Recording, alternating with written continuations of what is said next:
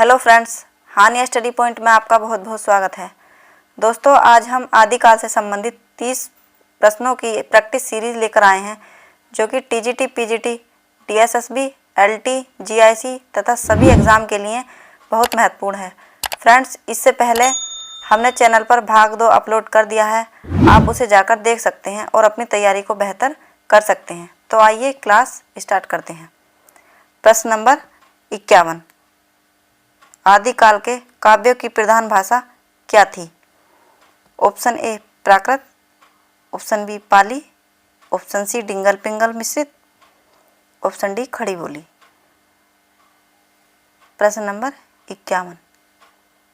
Friends, इसका सही answer होगा ऑप्शन नंबर सी डिंगल पिंगल मिश्रित। आदिकाल के काव्यों की प्रधान भाषा डिंगल पिंगल मिश्रित थी। सी ऑप्शन इसका सही हो जाएगा।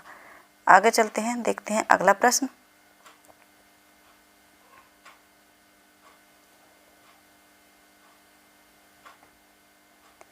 अगला प्रश्न है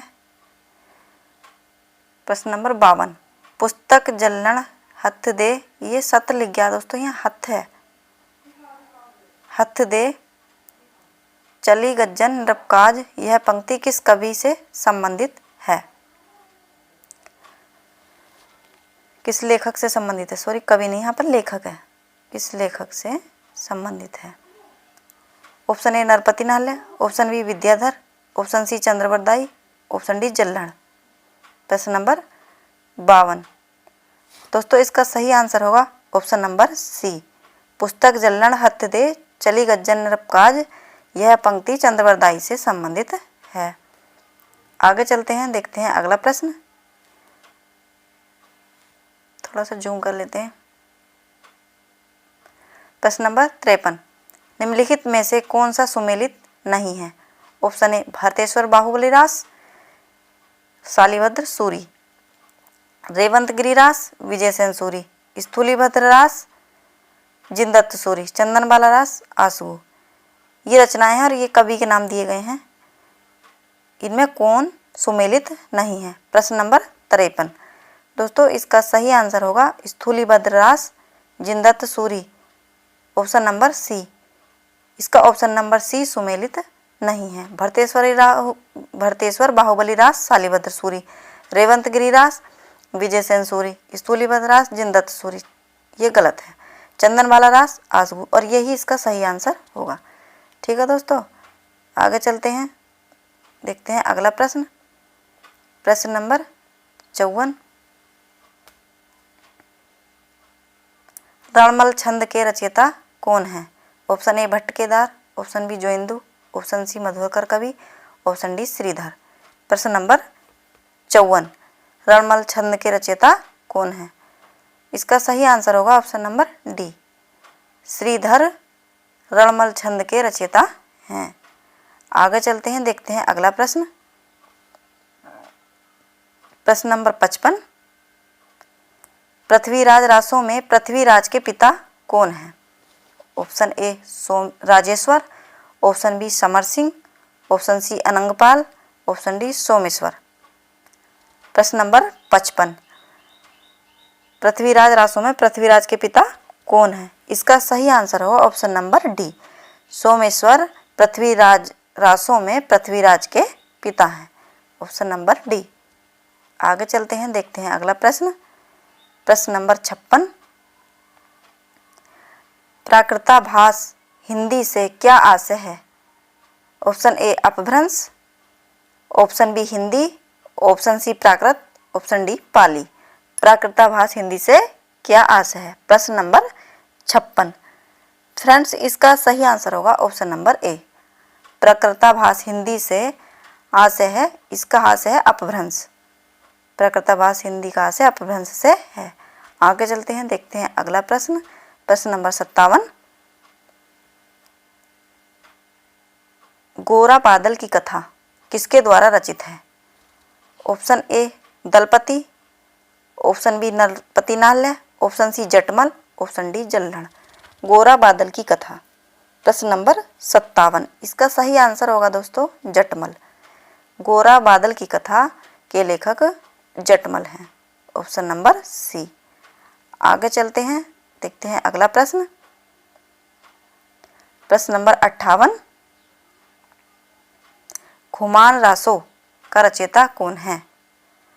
option A Jagnik, option B Dalpati Vijay, option C Narpati Nalha, option D Chandbardai. Khuman Raso के रचयिता कौन है? प्रश्न नंबर 58। दोस्तों इसका सही आंसर हो जाएगा ऑप्शन नंबर बी, दलपति विजय। इसको आप ट्रिक से भी याद रख सकते हैं, जैसे कि जब किसी दल पर विजय प्राप्त कर लेते हैं तो गुमान हो जाता है, इसलिए आपको गुमान से खुमान याद रखना है। ठीक है दोस्तों, आगे चलते हैं, देखते हैं अगला प्रश्न। प्रश्न नंबर 59, निम्न में से कौन सी रचना विद्यापति की नहीं है? Option A Kirti Pataka, option B Padavali, option C Kirtilata, option D Jay Mayank जस चंद्रिका। कौन सी रचना विद्यापति की नहीं है? प्रश्न नंबर 59।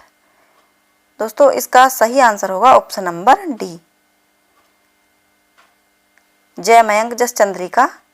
ये विद्यापति की नहीं है, ये मधुकर कवि की है। ठीक है दोस्तों, कीर्ति पताका, पदावली और कीर्तिलता ये तीनों रचनाएं विद्यापति की हैं, और option number D Jay Mayank जस चंद्रिका ये मधुकर कवि की है। आगे चलते हैं, देखते हैं अगला प्रश्न। प्रश्न नंबर 60, रामचंद्र शुक्ल ने हिंदी का प्रथम महाकवि किसे माना है? Option A Gorakhnath, option B Amir Khusro, option C Vidyapati, option D Chandbardai. प्रश्न नंबर 60। फ्रेंड्स इसका सही आंसर होगा option number D, Chandbardai. Ramchandra Shukla ने हिंदी का प्रथम महाकवि चंद्रवरदाई को माना है।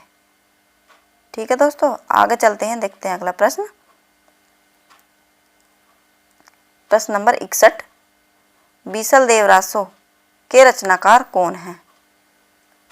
यहाँ पर कौन है आएगा। ठीक है, option A Narpati Nalha, option B Chandbardai, option C Dhanpal, option D Jayanak कवि। बीसल देव रासो के रचनाकार कौन है? प्रश्न नंबर 61। दोस्तों इसका सही आंसर होगा ऑप्शन नंबर ए, नरपति नाल है। बीसल देव रासो के रचनाकार नरपति नाल है। आगे चलते हैं, देखते हैं अगला प्रश्न। प्रश्न नंबर 62, पृथ्वीराज चौहान किसके प्रति अनुरक्त था? Option A Padmini, option B Kamalni, option C Sanyogita, option D Chandrika. प्रश्न नंबर 62, इसका सही आंसर होगा option number C, Sanyogita. Prithviraj Chauhan किसके प्रति अनुरक्त था? तो पृथ्वीराज चौहान संयोगिता के प्रति अनुरक्त था। आगे चलते हैं, देखते हैं अगला प्रश्न।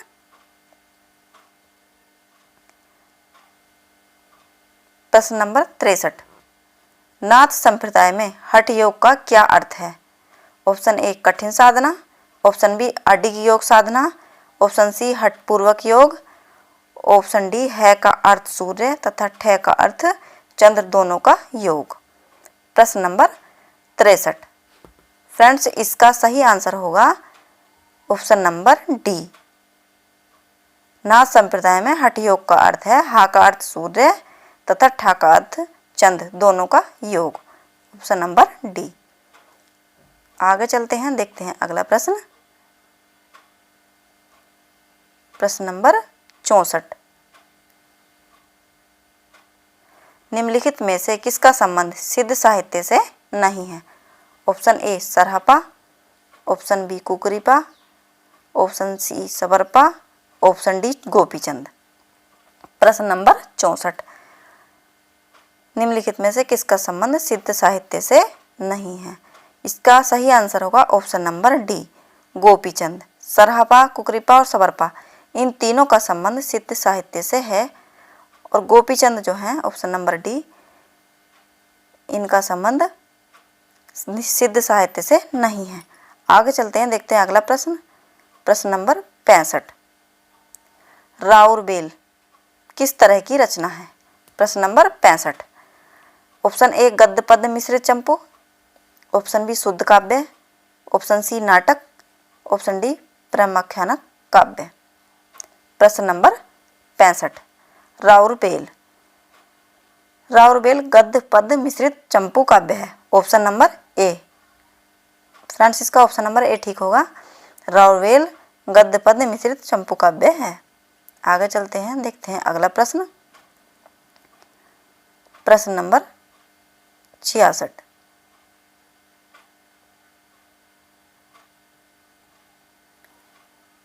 हिंदी के किस इतिहासकार के मतानुसार शालिभद्र सूरी हिंदी के प्रथम कवि हैं? Option A doctor Ganpati Chandra Gupt, option B doctor Nagendra, option C doctor Ramkumar Verma, option D doctor Dhirendra Verma. प्रश्न नंबर 66। दोस्तों इसका सही आंसर होगा option number A, doctor Ganpati Chandra Gupt. Doctor Ganpati Chandra गुप्त के अनुसार शालिभद्र सूरी हिंदी के प्रथम कवि हैं। ऑप्शन नंबर ए। आगे चलते हैं, देखते हैं अगला प्रश्न। प्रश्न नंबर 67, निम्नलिखित में से कौन सा कवि आदिकाल से संबंधित नहीं है? Option A Amir Khusro, option B Vidyapati, option C Hemchand, option D Gadadhar Bhatt. प्रश्न नंबर 67। दोस्तों इसका सही आंसर होगा option number D, Gadadhar Bhatt. अगला प्रश्न, प्रश्न नंबर 68, निम्नलिखित में से कौन सा कवि रासो ग्रंथकार नहीं है? Option A Vidyadhar, option B Bhatt Kedar, option C Shridhar, option D Jagnik. प्रश्न नंबर 68। दोस्तों इसका सही आंसर होगा ऑप्शन नंबर ए, कौन सा कवि रासो ग्रंथकार नहीं है? तो विद्याधर रासो ग्रंथकार नहीं है। ठीक है, आगे देखते हैं अगला प्रश्न। प्रश्न नंबर 69, भल्ला हुआ जो मारिया बहड़ी म्हारा कंतु पंक्ति का रचनाकार कौन है? ठीक है friends, option A Abdul Rahman, option B Hemchand, option C Damodar Sharma, option D Bhatt Kedar. प्रश्न नंबर 69, भला हुआ जो मारिया बहड़ी कंतु म्हारा पंक्ति का रचनाकार कौन है? दोस्तों इसका सही आंसर होगा ऑप्शन नंबर बी, हेमचंद। ठीक है फ्रेंड्स, आगे चलते हैं, देखते हैं अगला प्रश्न। प्रश्न नंबर 70, इसको थोड़ा सा जूम कर लेते हैं। सखी पिया को जो मैं न देखूं तो कैसे काटूं अंधेरी रतियां, उपरोक्त पंक्ति किस कवि की है? Option A Vidyapati, option B Narpati Nalha, option C Amir Khusro, option D Bhatt Kedar. प्रश्न नंबर 70। फ्रेंड्स इसका सही आंसर होगा ऑप्शन नंबर सी, अमीर खुसरो। उपरोक्त पंक्तियों के रचनाकार अमीर खुसरो हैं। आगे चलते हैं, देखते हैं अगला प्रश्न। प्रश्न थोड़ा बड़ा है इसलिए इसको छोटा कर लेते हैं। अपभ्रंश के जो नमूने हमें पद्यों में मिलते हैं वे उस काव्य भाषा के हैं जो पुरानेपन के कारण बोलने की भाषा से कुछ अलग बहुत दिनों तक आदिकाल के अंत क्या उसके कुछ पीछे तथा पोथियों में चलती रही है। उपर्युक्त कथन किसका है? Option A Rahul Sankrityayan, option B Ramchandra Shukla, option C Hazari Prasad Dwivedi, option D Namvar Singh.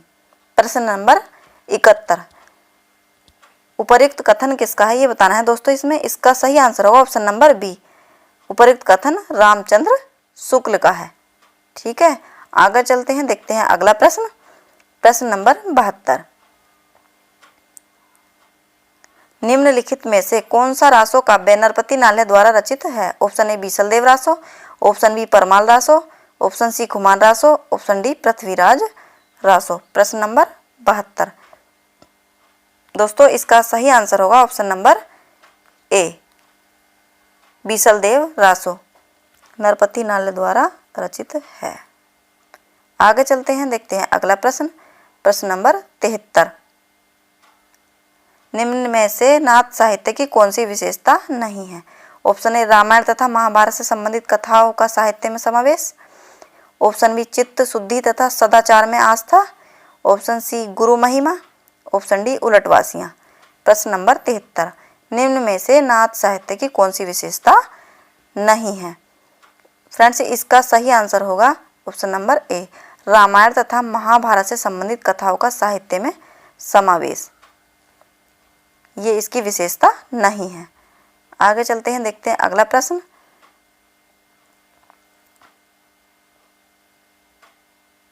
प्रश्न नंबर 74, पीछे लगा जाई था लोक वेद के साथ, आग थे सतगुरु मिलिया दीपक दिया हाथ। उक्त पंक्तियों में कबीर क्या कहना चाहते हैं? ऑप्शन ए, लोक और वेद का अनुसरण करने के कारण मैं परम तत्व से दूर था। ऑप्शन बी, लोक और वेद की रूढ़िवादिता ने परम तत्व के अभिज्ञान का मार्ग प्रशस्त किया। ऑप्शन सी, सतगुरु के ज्ञान रूपी प्रकाश को मैंने परम तत्व का साक्षात्कार किया। ऑप्शन डी, सतगुरु ने दीपक थमाकर संसार में भटकने के लिए छोड़ दिया। निम्नलिखित में से सही विकल्प चुनिए। फ्रेंड्स इसके ऑप्शन दे रखे हैं, इसमें 2 ऑप्शन ठीक हैं, वो नीचे आपको यहाँ पर चुनने हैं इन चारों में से। ठीक है, देखते हैं प्रश्न नंबर 74। फ्रेंड्स इसका सही आंसर होगा ऑप्शन नंबर बी, ए और सी। ए और सी ये 2 सही हैं। लोक और वेद का अनुसरण करने के कारण मैं परम तत्व से दूर था, एक ऑप्शन ये वाला ठीक है इसमें, और एक सतगुरु के ज्ञान रूपी प्रकाश में मैंने परम तत्व का साक्षात्कार किया, एक ये ऑप्शन सही है इसमें, इसलिए इसका ऑप्शन नंबर बी सही होगा। ठीक है फ्रेंड्स, आगे चलते हैं, देखते हैं अगला प्रश्न। प्रश्न नंबर 75, सहजयान के प्रवर्तक कौन है? सहजयान के प्रवर्तक कौन है? Option A Sarahpa, option B Savarpa, option B C Luipa, option D Kadapa. प्रश्न नंबर 75।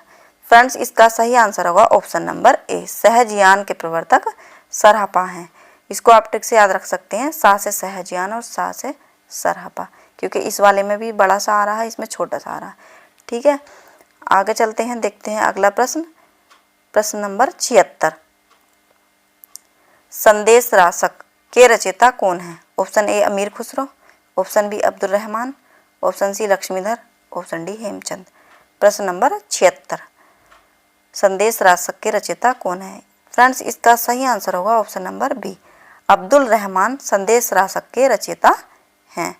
आगे चलते हैं, देखते हैं अगला प्रश्न। प्रश्न नंबर 77,